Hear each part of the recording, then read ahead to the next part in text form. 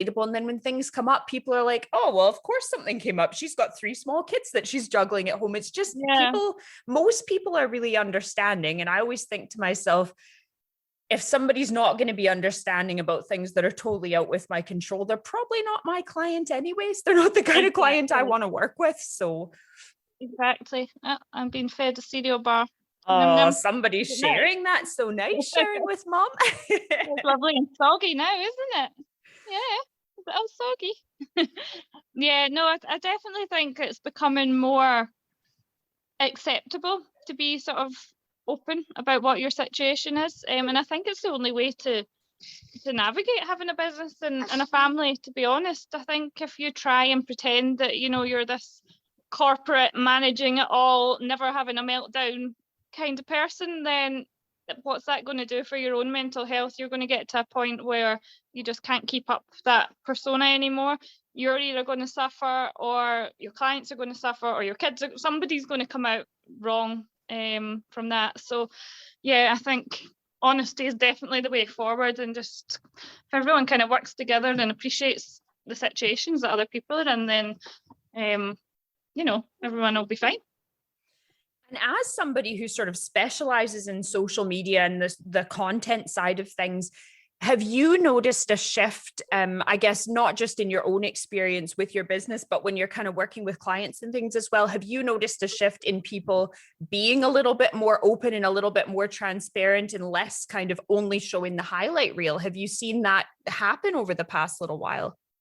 I think so. And I think, again, coming back to the pandemic, I think it came from that, because people just literally couldn't keep it up anymore. And we were also seeing, like, you know, bigger influencers and, you know, bigger people in business, people on the TV, even newsreaders with like kids running into the back of their screens. And, you know, people weren't able to keep up that divide anymore between work and home. So yeah, I think that's been a good thing in a way, because we saw people on the telly with, you know, either cats bouncing up on their shoulders or kids running in naked or whatever was going on. And it definitely, I think, opened up something where people were actually able to say, you know what, this is my life, and we can all just have a laugh about it.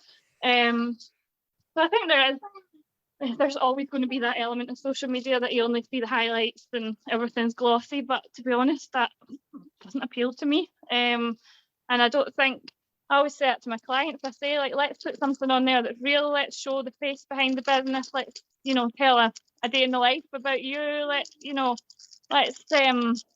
Let's be real, because who really wants to look at people's highlight reels? It's boring. You know, you can go and watch a film if you want to do that. I would rather know the face behind the business than the real person, and get to know them. And if that real person happens to have naughty children at home, that's cool. I totally agree. I relate way more to people who are open and honest. And whenever somebody's kind of only sharing the good stuff, I just think that's not life. Nobody's life is like that, where everything is just perfect all the time. And it instantly just, I don't know. I think the more honest, the better. And definitely I've seen results, you know, with my own business, and I know with clients' businesses as well. The more open and honest they've been, the more they notice the engagement goes up, and they get new followers. Absolutely. And they get, you know, they get more bookings. It's just people want to work with real people.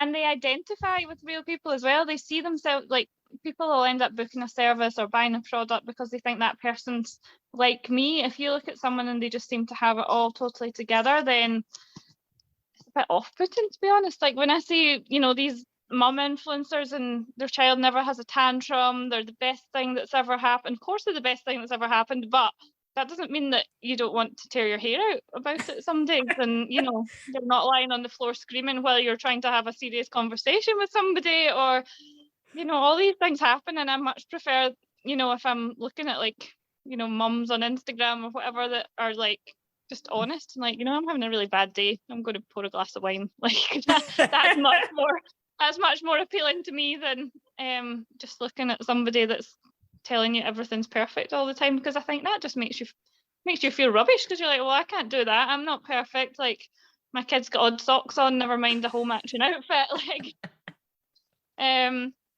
so yeah, I just think keeping it real is definitely definitely better. I mean, you've got to have that level of professionalism. I always say to clients, sometimes they're uncomfortable, like sharing too much about their home life. And I say you need to pick what you're comfortable with.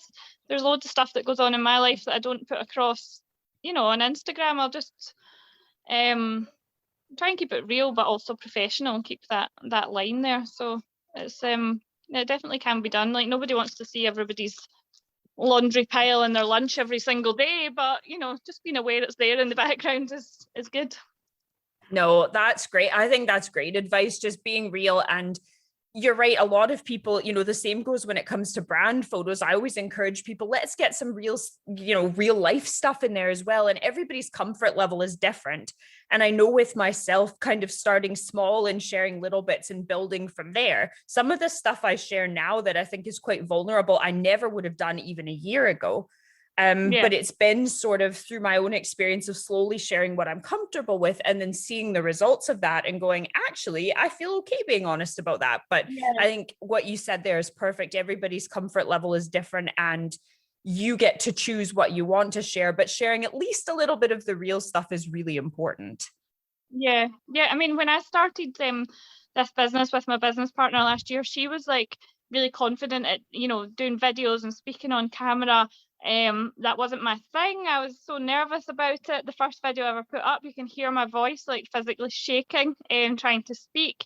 I would always try and get my business partner to do it, but she's got another business she runs now, which she sort of does less of Sunshine Media, more of that.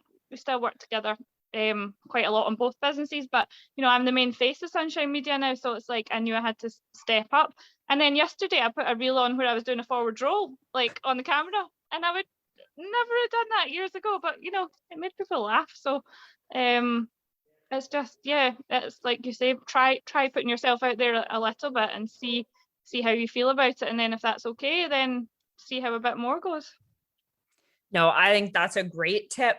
And I have to ask you now, from my own sort of personal interest level, but also for everybody listening, do you have any tips on, I guess, how to juggle this whole work-life balance thing with a growing family? So it doesn't need to be right when the new baby arrives, but just, I guess, trying to adapt your work-life balance with a growing family. I guess I would say lower your expectations. Don't try and do it all, because you're just going to burn yourself out. There will be some days, except there's going to be some days that it just all goes horribly wrong.